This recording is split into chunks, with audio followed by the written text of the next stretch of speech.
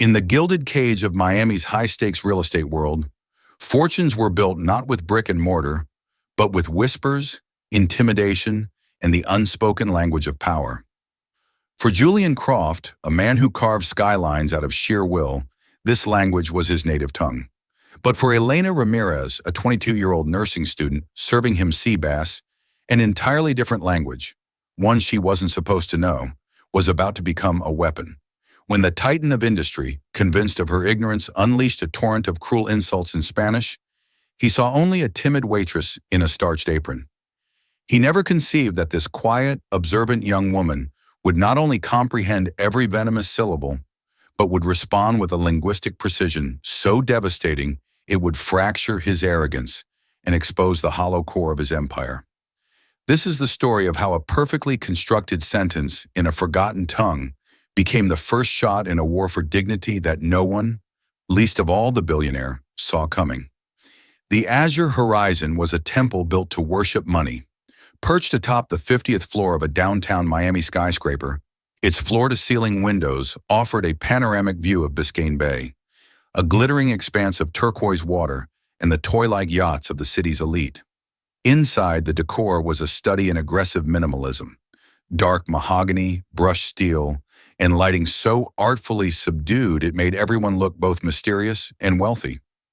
The air itself seemed different up here, thinner and charged with the scent of expensive perfume, seared scallops, and the low hum of deals being brokered over $1,000 bottles of wine. For Elena Ramirez, this world was both a lifeline and a daily exercise in invisibility. At 22, she moved through the hushed dining room with a quiet efficiency that was often mistaken for meekness. Her uniform, a crisp black dress with a small, tasteful silver pin in the shape of a wave, was her armor. Her soft, polite smile was her shield. But beneath the placid surface of the diligent waitress, a different person lived and breathed. In her small, book-cluttered apartment in Little Havana, a world of vibrant murals and the scent of fried plantains, she was a top-tier nursing student at Miami-Dade College. Her life was a meticulously balanced equation of 16-hour days. Mornings were for clinical rotations at Jackson Memorial Hospital, where she learned to read the subtle language of the human body, the slight tremor in a hand, the flicker of fear in a patient's eyes, the almost imperceptible shift in breathing that signaled distress. Afternoons were for lectures on pharmacology and patient care. Nights were for carrying trays laden with artfully arranged food, for refilling water glasses, and for enduring the casual condescension of people who spent more on an appetizer than she made in a week. The tips were her lifeblood, paying for tuition, textbooks, and the rent on the small apartment she shared with the ghost of her grandmother. It was her abuela, her grandmother, who was the source of the secret she carried within the walls of the Azure Horizon. Elena had grown up in a bilingual home, but her parents, eager for their daughter to assimilate and succeed in an English-speaking world, had mostly spoken to her in English. Her abuela, however, had been a different story. A proud woman from a small village in the hills of Colombia, she had never fully mastered English. Spanish was the language of her heart, and she had poured it into Elena. It was the language of lullabies sung over a feverish brow, of whispered family stories, of recipes passed down through generations. For Elena, Spanish wasn't just a collection of words. It was the sound of unconditional love, the texture of memory, the very fabric of her identity. But at work, in a place where a Hispanic surname could be a liability, she kept it tucked away, a private treasure no one needed to know about. Her immediate world at the restaurant was populated by a cast of characters who made her nursing shifts feel like a vacation. There was Mr. Davies, the manager, a man whose spine seemed to be made of gelatin. He was a creature of pure anxiety, his face permanently etched with the terror of a negative Yelp review. He fawned over the wealthy patrons, his voice a syrupy concoction of deference and false familiarity, while treating his staff like malfunctioning appliances that needed to be either fixed or replaced. A single complaint from a VIP could ruin his week, and he would ensure that his misery was passed down the line with interest. Then there was Tiffany, Blonde, sharp-featured, and with an air of entitlement that suggested she believed waitressing was a temporary stop on her way to marrying a hedge fund manager. Tiffany was Elena's personal tormentor. She had been at the restaurant a year longer than Elena and wielded her minor seniority like a scepter. She saw Elena's quiet competence not as a virtue but as a threat. Tiffany's methods were a masterclass in petty sabotage. She would accidentally switch table sections, giving Elena the notoriously demanding couple who always complained to get a free dessert. She would conveniently forget to tell Elena that table 7 had a severe shellfish allergy, hoping to create a crisis. Elena handled it all with the same quiet stoicism she applied to a difficult patient, a calm professionalism that seemed to infuriate Tiffany even more. On this particular Thursday evening, the atmosphere in the restaurant was crackling with an unusual tension. A reservation had been made that morning that had sent Mr. Davies into a full-blown panic. The name was Julian Croft. Elena had seen his face plastered on the cover of Forbes magazine in the grocery store checkout line. The headline read, "The Concrete King, Can Julian Croft Buy the Sky?" He was a real estate mogul, a corporate predator famous for buying up historic neighborhoods, tearing them down, and erecting soulless glass towers in their place. The papers described him as brilliant, ruthless, and possessing a volcanic temper. He was known to fire architects for using the wrong shade of beige, and was rumored to have once sued a valet for leaving a smudge on his Bentley's windshield. Just before the dinner rush, Mr. Davies gathered the staff in the gleaming stainless steel kitchen, his voice tight with nervous energy. "Listen up, everyone," he hissed, his eyes darting from face to face. "Julian Croft is dining with us tonight.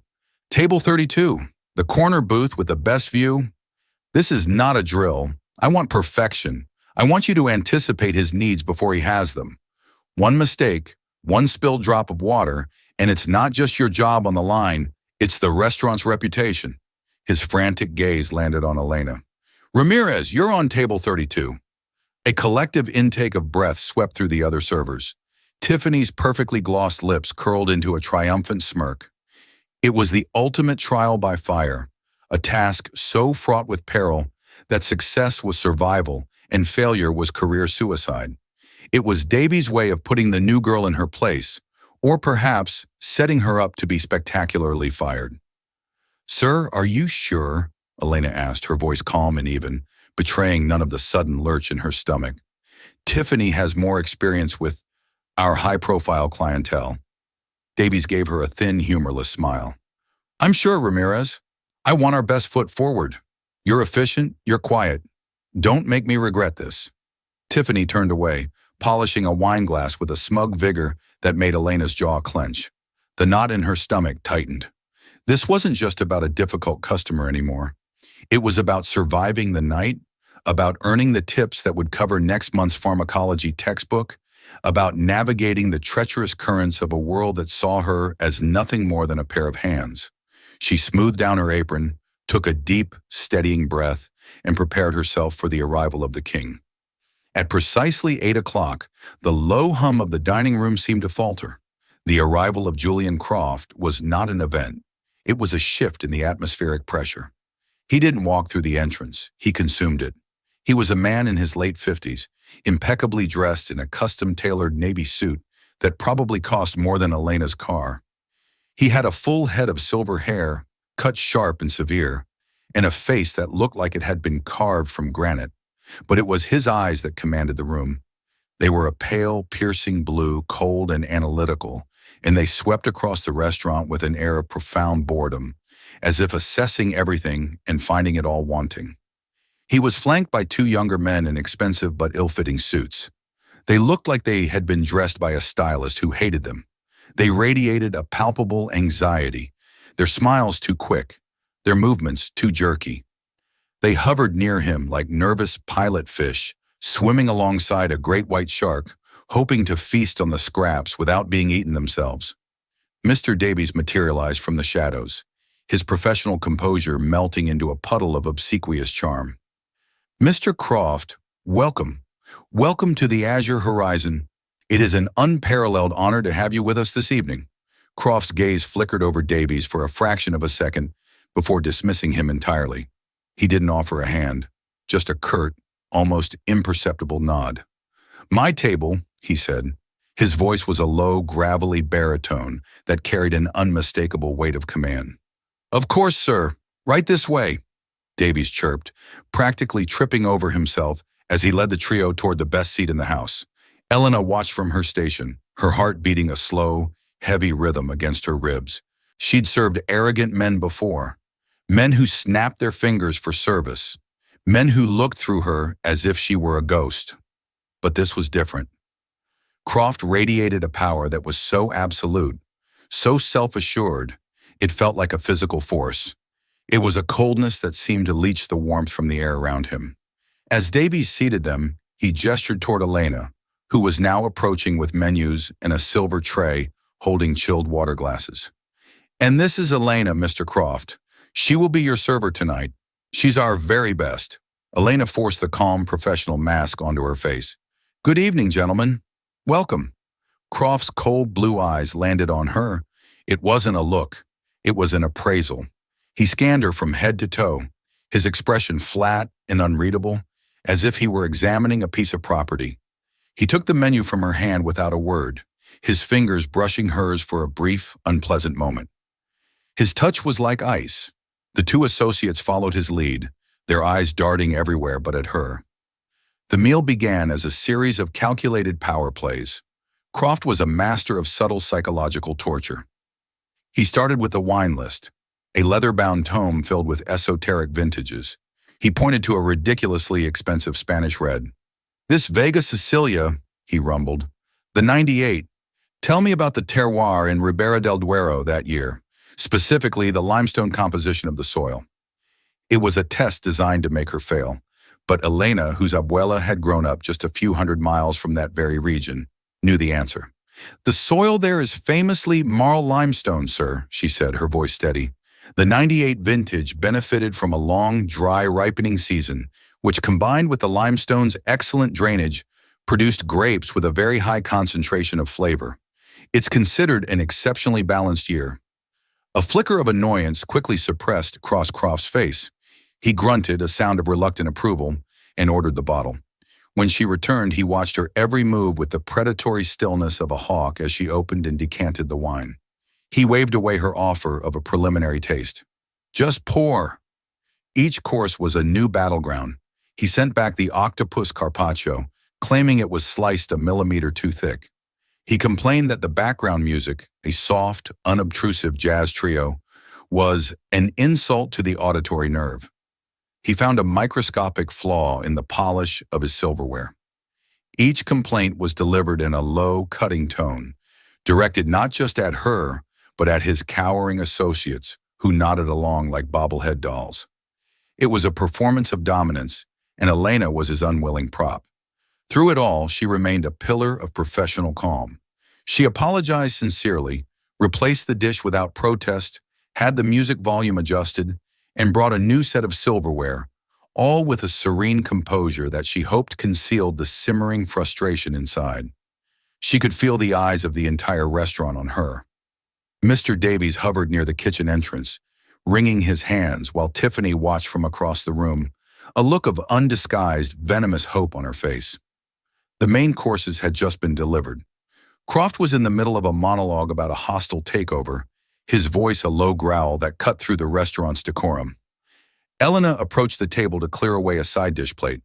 Her movements were, as always, economical and precise. But as she reached for the plate, one of the anxious executives, gesturing wildly to emphasize a point to his boss, knocked his leather-bound portfolio off the edge of his seat. It fell silently, landing on the floor near Elena's feet, a tiny, insignificant event. As a courtesy, Elena bent down smoothly to retrieve it. As she rose, the corner of her service tray, now slightly off balance, just barely grazed the edge of Croft's water glass. It didn't spill, it didn't tip, but a single tiny droplet of ice-cold water flew from the glass, arced through the air in a perfect glittering parabola, and landed squarely on a stack of important-looking architectural plans sitting beside Croft's plate. The world seemed to grind to a halt. Croft stopped talking mid-sentence. He slowly lowered his fork. The two executives froze, their faces turning the color of ash. Across the room, Mr. Davies looked as if he'd just been shot. Elena's heart plummeted into her shoes. "Sir, I am so incredibly sorry," she began, reaching for a fresh linen napkin. But Croft didn't even look at her. He held up a single imperious hand to silence her, his eyes fixed on the small, rapidly darkening spot on the pristine white paper. It was no bigger than a dime, but he stared at it as if it were a fatal stain on his soul. Then with a long, theatrical sigh of utter disgust, he turned to his two associates. Believing he was safely shielded by the linguistic ignorance of a simple American waitress, he switched to the fluid, rapid-fire Spanish of a boardroom executioner. The words that flowed from his mouth were not just angry, they were steeped in a poison of pure contempt. "Mira a esta ratoncita torpe," he began, his voice a low, venomous hiss. "Look at this clumsy little mouse. Contratan a estas niñitas bonitas y sin cerebro y lo llaman servicio. Probablemente no tiene ni dos pensamientos que juntar. They hire these pretty, brainless little girls and call it service.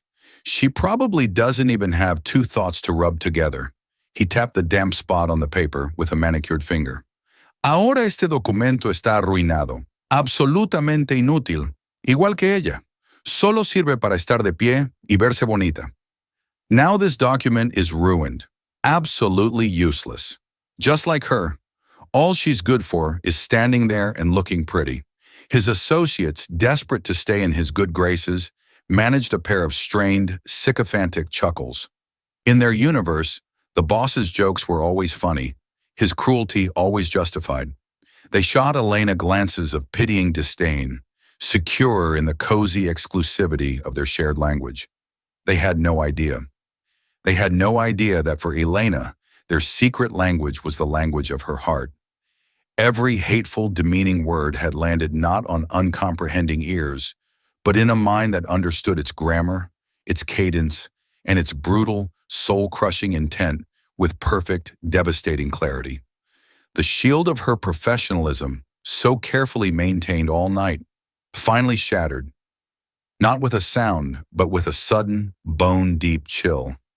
The Spanish insults hung in the air, invisible but radioactive. To everyone else, the nervous executives, the panicked Mr. Davies now power-walking towards the table, the nearby diners pretending not to stare, it was just the guttural sound of a powerful man's annoyance in a foreign tongue. But for Elena, the floor had dropped out from beneath her.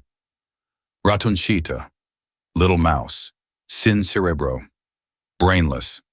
The words were a direct assault on her very being, a dismissal of the mind she worked so hard to cultivate, the intelligence she prided herself on.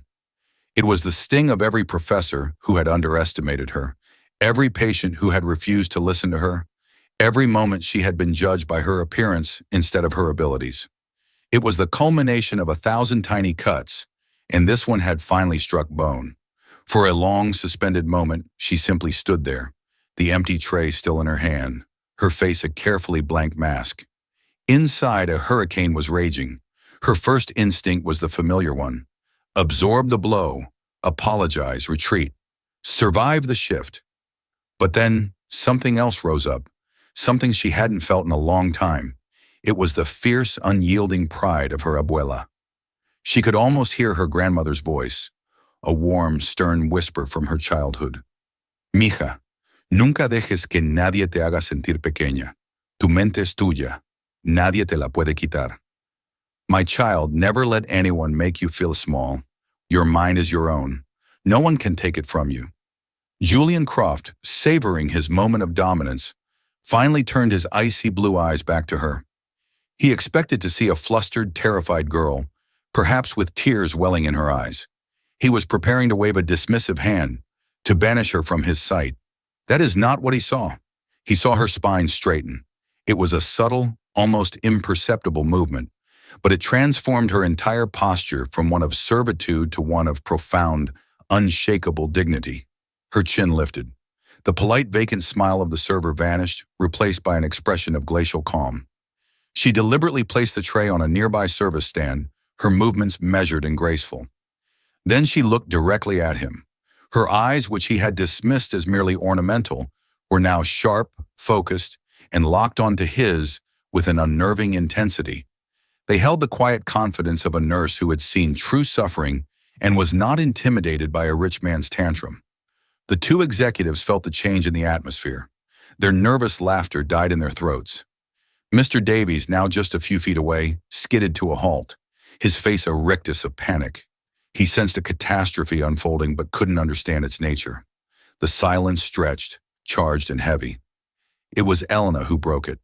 When she spoke, her voice was not loud, but it cut through the dining room's ambient chatter with the clarity of a scalpel. She addressed Julian Croft, and she did not speak in English. She spoke in a flawless, educated, Bogota standard Spanish, the kind spoken in universities and boardrooms, not on the streets. The accent was pure, the diction perfect. Señor, con el debido respeto, su presunción es tan pobre como su uso del subjuntivo, she said, her tone cool and conversational, as if she were discussing the weather. Sir, with all due respect, your presumption is as poor as your use of the subjunctive. She paused, letting the perfectly crafted grammatical insult land. Croft's jaw, which had been set in a smug line, went slack. Elena continued, her gaze unwavering. Quizás si pasara menos tiempo juzgando el intelecto de los demás y más tiempo dominando su propio idioma, sus negocios serían tan impecables como su traje. Perhaps if you spent less time judging the intellect of others and more time mastering your own language, your business dealings would be as impeccable as your suit. She took a small step closer, her voice dropping slightly, making the final blow intimate and all the more devastating. La incompetencia, como ve, tiene muchas formas. Algunas de ellas, al menos, pueden arreglarse con un poco de estudio. Incompetence, you see, comes in many forms. Some of them, at least, can be fixed with a little study. She had not only understood him, she had analyzed his language, corrected his grammar like a stern professor, and then turned his own attack back on him with the surgical precision of a master debater. She had called him, the great Julian Croft, incompetent. The effect was like a detonation in a soundproof room. For a moment, there was only stunned silence. Julian Croft's face, a mask of arrogant certainty moments before, seemed to crumble. The blood drained from it, leaving a pasty, waxen pallor. His cold blue eyes, for the first time that night, showed not power, but pure, unadulterated shock. It was the look of a king who had just been checkmated by a pawn. The two executives stared, their mouths hanging open. They looked from Elena to their boss and back again, their brains short-circuiting as they tried to reconcile the timid waitress with the linguistic assassin standing before them. From across the room, Tiffany dropped a wine glass. It shattered on the floor, the sound unnaturally loud in the suddenly silent restaurant. Mr. Davies, who didn't understand a word of Spanish, understood the universal language of a powerful man being utterly, completely, and publicly stripped of his authority. In the heart of the azure horizon, a 22-year-old nursing student in a simple black uniform held the entire room and one billionaire's disintegrating ego in the palm of her hand. The tableau held for what felt like a lifetime. Julian Croft, a man who moved markets with a single phone call, was rendered utterly speechless. The linguistic trap had been sprung, and he was the one whose leg was caught in its steel jaws. His entire persona was built on a foundation of intellectual superiority and ruthless intimidation. In the space of 30 seconds, a waitress had demolished that foundation with a lesson in grammar. His first impulse was a surge of white-hot rage. A dark, mottled flush began to creep up his neck. How dare she? This nobody. This girl. But the rage was choked by a far more potent and unfamiliar emotion. Profound, bottomless humiliation. He had been unmasked. His casual, cruel sport, performed under the supposed cloak of a foreign language, had been exposed in front of the very subordinates he sought to impress. He had postured as a predator, only to discover his prey was a wolf in sheep's clothing. The two executives were paralyzed by a quiet, existential terror. Their careers were built on correctly interpreting Julian Croft's moods. They had laughed at his insult, making them accomplices in his humiliation. Now they were trapped in the blast radius. They looked at Elena with a new kind of awe, as if she had just sprouted wings and breathed fire. It was Mr. Davies who finally shattered the stillness, scurrying forward, his face slick with a desperate sweat. He began babbling, a torrent of frantic apologies aimed at Croft. "Mr. Croft, I am so sorry. I don't know what she said, but I can assure you this is not our standard. This is completely unacceptable. Ramirez, you are—" "Quiet." The word spoken in English was a whip crack. It cut Davies off mid-syllable. Croft's eyes had not left Elena's face. The raw shock was slowly being replaced by something else, something far more dangerous. A grudging, razor-sharp curiosity. This was an anomaly, an unexpected variable in his meticulously controlled world. He was not a man who was easily surprised. He leaned forward, his voice low and intense. He switched back to Spanish, the language of their battlefield. "¿Quién es usted? Who are you?" Elena met his gaze without flinching. She replied in the same clear, formal Spanish. "Soy Elena Ramirez. Soy su camarera." "I am Elena Ramirez. I am your waitress." The simplicity of her answer was another perfectly aimed blow. She was not gloating or preening. She was stating a fact, refusing to let him strip her of her current role, while simultaneously refusing to be defined by it. "Eso no es lo que pregunté," Croft pressed, his voice taut. "That is not what I asked. ¿Dónde aprendió a hablar mi idioma como una catedrática? Where did you learn to speak my language like a professor?" He was probing now, searching for a chink in her armor. He expected an answer like, "A few years in high school," or "My parents are from Cuba." Elena took a quiet breath, the years of clinical training keeping her calm under pressure. "El español no es su idioma, señor. Es el idioma de mi abuela. Me lo enseñó con cuentos y canciones antes de que yo aprendiera a hablar inglés. Lo perfeccioné en la universidad, donde estudié su literatura." "Spanish is not your language, sir. It is my grandmother's language. She taught it to me with stories and songs before I ever learned English. I perfected it in college where I studied its literature." Her answer was a tactical masterstroke. It wasn't just an explanation, it was a reclamation. She had taken the language he had used as a weapon and claimed it as her heritage, her family, her education. She had implicitly told him he was merely a tourist in a world where she was a native. Croft leaned back in his chair as if he had been physically struck. The language of my grandmother. He, a man who saw everything as a commodity to be bought or sold, was confronted with something he couldn't acquire, an authentic, deeply rooted identity. The irony was suffocating. He, who prided himself on spotting value, had looked at this young woman and seen none. One of the executives, desperate to de-escalate, cleared his throat. He spoke to Croft in halting Spanish. "Señor, quizás la cena? Sir, perhaps the dinner?" Croft shot him a look of such pure venom it could have curdled milk. "Cállate, imbécil," he snarled in his Spanish. "Shut up, you imbecile. Te reíste como una hiena. Eres tan idiota como yo." "You laughed like a hyena. You're just as much of an idiot as I was." The executive shrank back into his seat, his face burning with shame. The billionaire's attention returned to Elena. The game had fundamentally changed. This was no longer about a spilled drop of water or a rude comment. This was a negotiation of power, and he had been thoroughly outmaneuvered. For the first time in what felt like decades, Julian Croft was genuinely intrigued. This young woman possessed a rare cocktail of intelligence, poise, and pure, unadulterated nerve. She hadn't just defended herself. She had launched a counteroffensive with the precision of a special forces operator. Such qualities were rare. Such qualities were valuable. He looked at her, truly looked at her, for the first time. He saw past the uniform to the sharp, analytical mind humming behind her calm brown eyes. He saw the steel in her posture, a resilience that couldn't be taught in any business school. In the brutal, unsentimental calculus of his world, assets were meant to be acquired. Mr. Davies, utterly lost in the lengthy Spanish exchange, decided he had to do something. "Ramirez, my office, now!" he hissed, taking a step forward and grabbing Elena's upper arm. Elena winced at the tightness of his grip, but before she could speak, Croft's voice sliced through the air again, this time in crisp, authoritative English. Let go of her. Davies froze, his hand dropping from Elena's arm as if it had been scalded.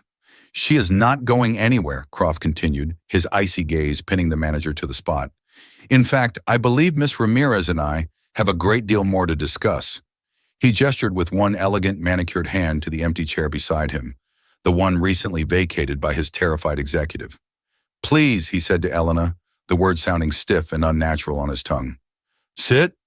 The command, for it was a command, not an invitation, sent a fresh shockwave through the dining room. Julian Croft, the king of concrete and condescension, asking a waitress to join him at his table. The rigid social order of the azure horizon had just been shattered into a million pieces. Elena stood there, caught between her fuming, terrified manager and the most formidable man she had ever encountered. The architect of her humiliation was now offering her a seat at the table. The war was over. The treaty negotiations were about to begin. The invitation to sit was such a flagrant violation of the restaurant's unwritten constitution that for a moment the entire room seemed to hold its breath. Elena stared at the offered chair, a plush leather throne that suddenly looked like an electric chair. Her mind, usually so clear and analytical, was a maelstrom of conflicting impulses. Was this a continuation of the humiliation? A new, more elaborate test designed to make her squirm? Mr. Davies, his face a pale, sweaty mask of confusion, finally found his voice. Mr. Croft, sir, that's highly irregular. She's on the clock. Staff are not permitted to fraternize with. She is on the clock for me, Croft cut him off, his voice dropping to a low, dangerous tone. He did not even deign to look at the manager. And I am now conducting a private business meeting. I expect it not to be disturbed. He then shifted his cold gaze to his remaining executive. Robert, go to the bar. Find your colleague. Order something expensive. Do not return until I summon you.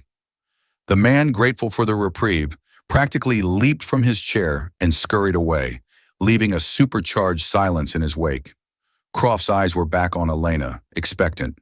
Miss Ramirez, please. Every instinct, every rule she had ever followed, screamed at her to refuse, to apologize, to melt back into the invisibility that had been her shield. But a stronger, fiercer impulse had taken root. He had started this. He had dragged her out of the shadows and into the spotlight. She would not scurry away now. She would see this through to its conclusion. With a quiet dignity that belied the frantic pounding of her heart, Elena Ramirez pulled out the heavy chair and sat down. She sat ramrod straight, her hands folded calmly in her lap, a student nurse suddenly negotiating terms with a titan of industry. Across the dining room, Tiffany watched, her jaw slack with disbelief. This was a plot twist from a soap opera. Elena was supposed to be in Davies' office, being fired, her night ending in tears and shame. Instead, she was sitting opposite Julian Croft, looking not like a server, but like an equal. A bitter, venomous jealousy, sharp and hot, flooded Tiffany's senses. For a long moment, Croft simply studied her, his blue eyes probing, analytical. You are a paradox, Miss Ramirez, he said finally, his English precise and unaccented. Most people are, Mr. Croft, if you bother to look, she replied, her voice even. A ghost of a smile touched his lips. It did not reach his eyes. Touché. Your Spanish is not just fluent, it's eloquent. Your poise under pressure is remarkable. Why are you here serving overpriced fish to men like me? It was the question she'd wrestled with every single night, her exhaustion a heavy blanket. She chose the simple, unvarnished truth. Because clinical rotations at the hospital don't pay for tuition, Mr. Croft, and nursing textbooks are not free, this is an honorable job that allows me to pursue the career I've chosen. She said the words with a quiet pride that was, in itself, a rebuke to his earlier insults. Honor is a luxury, he countered, waving his hand dismissively. Results are currency. Intelligence, courage, nerve. Those are assets. You have them in spades. I invest in assets. Elena remained silent, her nurse's training kicking in. Observe. Listen. Let the patient reveal the true nature of the ailment. My company, Croft Developments, is about to close the largest deal of my career, he continued, leaning forward, his intensity creating its own gravitational pull. A multi-billion-dollar resort and residential complex in Cartagena, Colombia. But it's falling apart. The deal is dying a death of 1,000 cuts. He sighed, a sound of genuine frustration. My American team? They're sharks. Brilliant with numbers, but they're culturally deaf. They're cowboys in a world that requires a scalpel. My Colombian counterparts, they are masters of nuance. They say yes when they mean perhaps. They say we will consider it when they mean absolutely not. They speak in a code of politeness and indirectness that my people cannot decipher. We are losing, and we don't even understand the rules of the game. He fixed his gaze on her, and Elena suddenly understood. I don't need a translator who can swap English words for Spanish words. I have a dozen of those. They're useless. I need an interpreter. Someone who understands not just the language, but the culture behind it. Someone who can read the subtext in a room. Someone who can tell me that a warm smile is masking a fatal objection. Someone who understands the difference between what is said and what is meant. The implication hung in the air between them, shimmering and immense. Elena's heart hammered against her ribs. This couldn't be real. I am offering you a position, Miss Ramirez, he said, the words dropping like stones into a still pond. A short-term, 3-month consulting contract. You would fly to Cartagena with my executive team. You would be my personal cultural and linguistic advisor. You will sit in every meeting, you will listen, and you will tell me what is really being said. He named a figure for the 3-month contract. It was more money than her mother, a retired school teacher, had made in 5 years. It was enough to pay off her entire student debt and her mother's mortgage. It was freedom, and it was being offered to her by the man who, less than an hour ago, had called her a brainless little mouse. The cognitive dissonance was staggering. Why? She asked, her voice barely a whisper. Why me? Because of what you just did, Croft said, a flicker of something that looked almost like respect in his cold eyes. Everyone in my world is afraid of me. They tell me what they think I want to hear.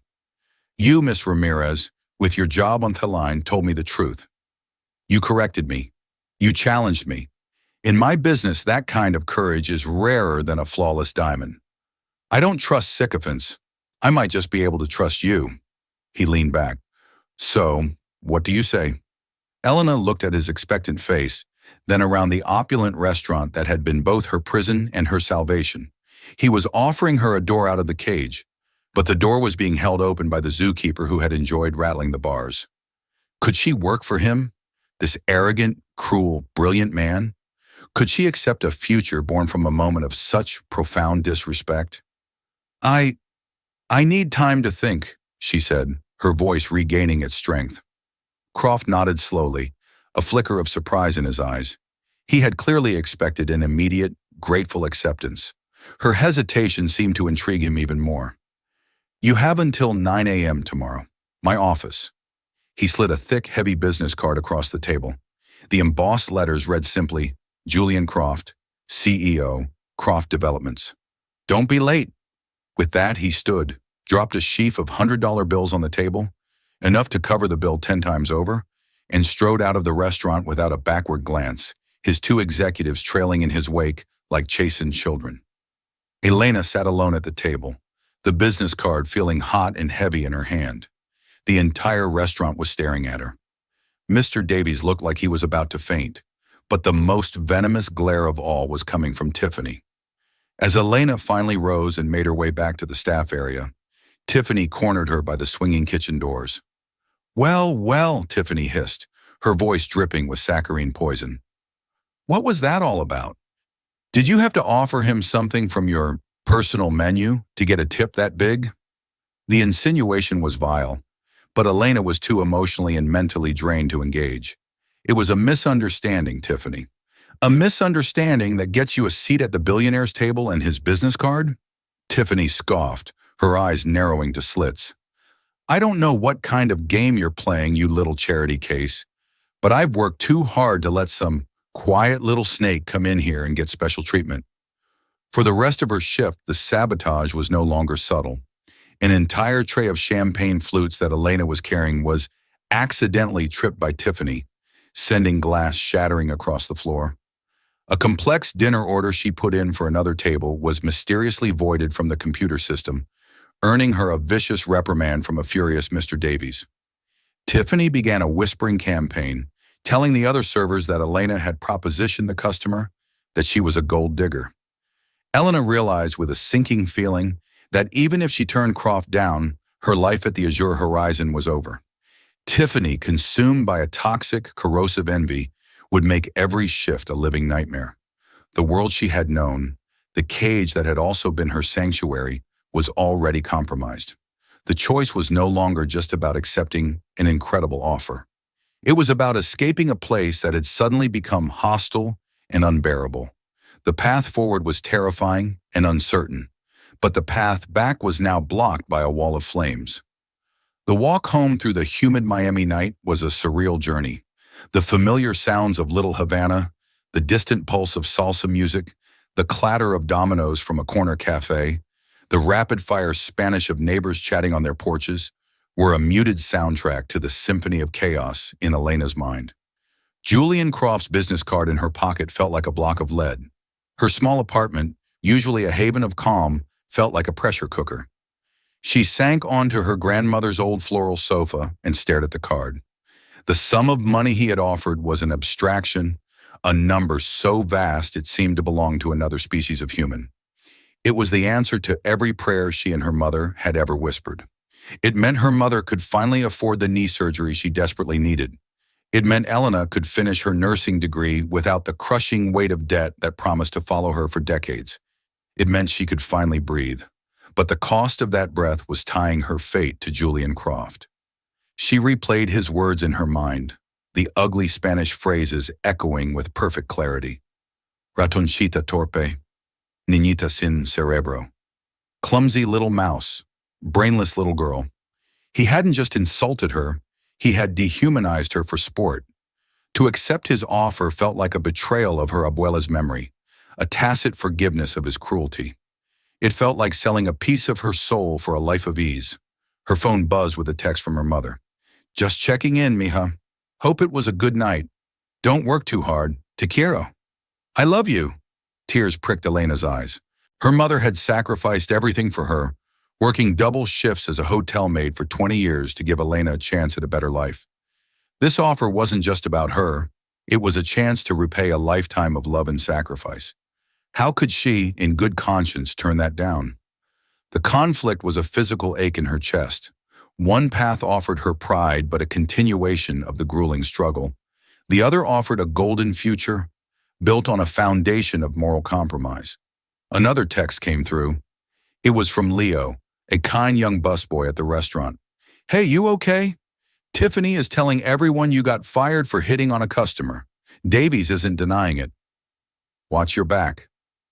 Elena's heart sank. It wasn't just whispers anymore. They were actively rewriting the narrative, painting her as the villain to protect the restaurant's reputation. The realization was clarifying. She couldn't go back. Her professional reputation there was already being destroyed. They had made the choice for her. She walked to her small desk, pushing aside a stack of notes on cardiac care, and opened her laptop. For the next 3 hours, she plunged into the world of Julian Croft.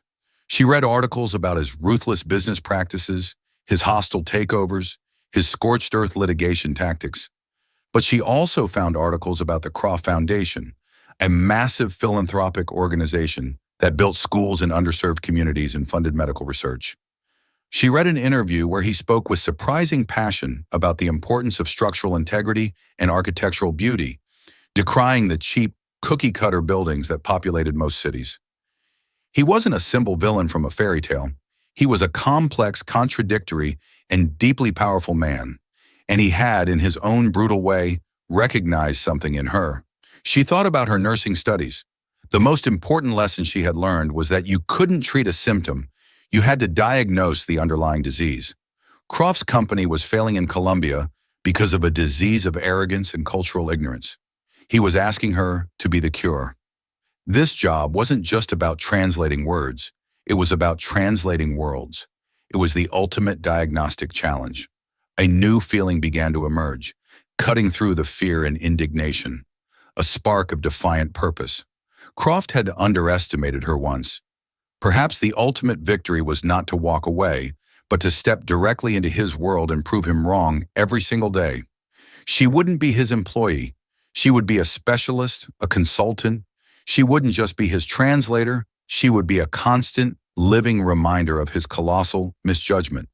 She wouldn't be his subordinate. She would be his equal. The decision settled in her heart, not with joy, but with a quiet, steely resolve. She would take the job, but she would do it entirely on her own terms. She spent another hour drafting an email to Mr. Davies. It was a model of professional brevity, a resignation effective immediately, citing an unforeseen and time-sensitive career opportunity. She did not mention Julian Croft. She would not give them the satisfaction. As the first hints of dawn painted the Miami sky in shades of soft pink and orange, Elena showered and dressed with the meticulous care of a surgeon scrubbing in. She didn't own a power suit, but she had a simple, well-tailored navy blue sheath dress she'd bought for scholarship interviews and a pair of sensible low heels. She pulled her dark hair back into a severe professional bun. When she looked in the mirror, she no longer saw the tired waitress. She saw a woman walking into battle, armed not with a tray, but with her mind. She was terrified, but she was ready. She picked up the heavy, embossed business card and walked out into the new day, leaving the ghost of the little mouse behind for good. The Croft Developments building was a declaration of war on the sky. It was a shard of glass and steel that tore into the clouds, a monument to the towering ego of its creator. The lobby was a cold, cavernous expanse of white Italian marble and brushed chrome. The air itself smelled of power. Elena gave her name to the receptionist, who looked at her with an expression of polite confusion. Elena did not look like the usual parade of corporate lawyers and investment bankers. But a few clicks on a keyboard, and the confusion vanished, replaced by a wide-eyed deference. "Of course, Miss Ramirez. Mr. Croft is expecting you." The private elevator to the penthouse. The elevator ascended in unnerving silence, the city shrinking below. She clutched her portfolio, inside of which was not a resume, but a single sheet of paper listing her terms.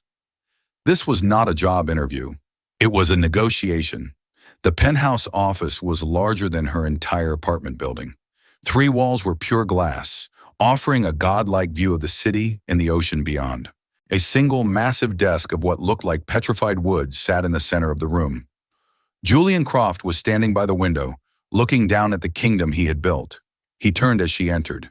He was dressed in a simple gray polo shirt and dark slacks.